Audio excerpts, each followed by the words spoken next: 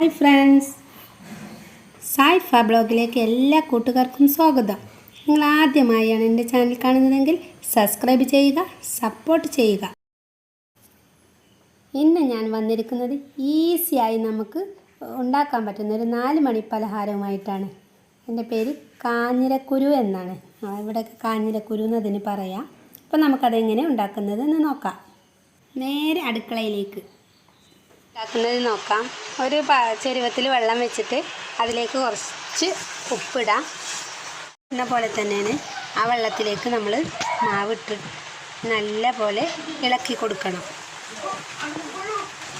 പച്ചരിക്കൊക്കെ പൊടി വാട്ടി കുഴക്കണ പോലെ തന്നെ കേട്ടോ. വാട്ടി എടുത്തിട്ട് ഈ പരിവായിട്ടുണ്ട്. ഇനി നല്ല പോലെ കുഴച്ചെടുക്കണം. ഇതേപോലെ ആയിട്ടുണ്ട്.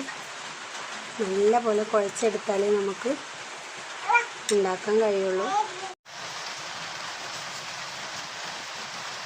ഇതുപോലെ ആക്കിയെടുക്കാം.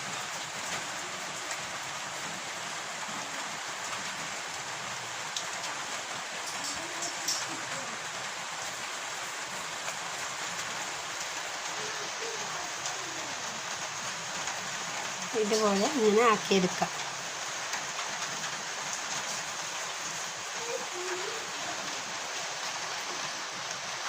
നമ്മളെ 4 മണി പലഹാരം ഇങ്ങനെ ശരിയാക്കി വെച്ചിട്ടുണ്ട്.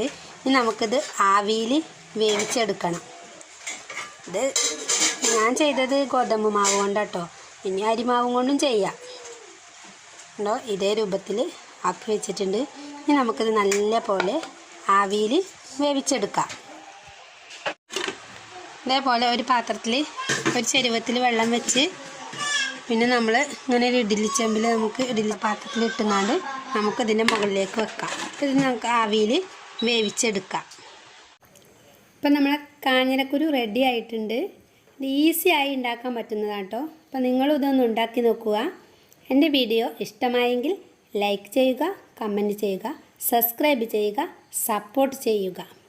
പുതിയൊരു വീഡിയോയുമായി വീണ്ടും വരാം. Bye bye.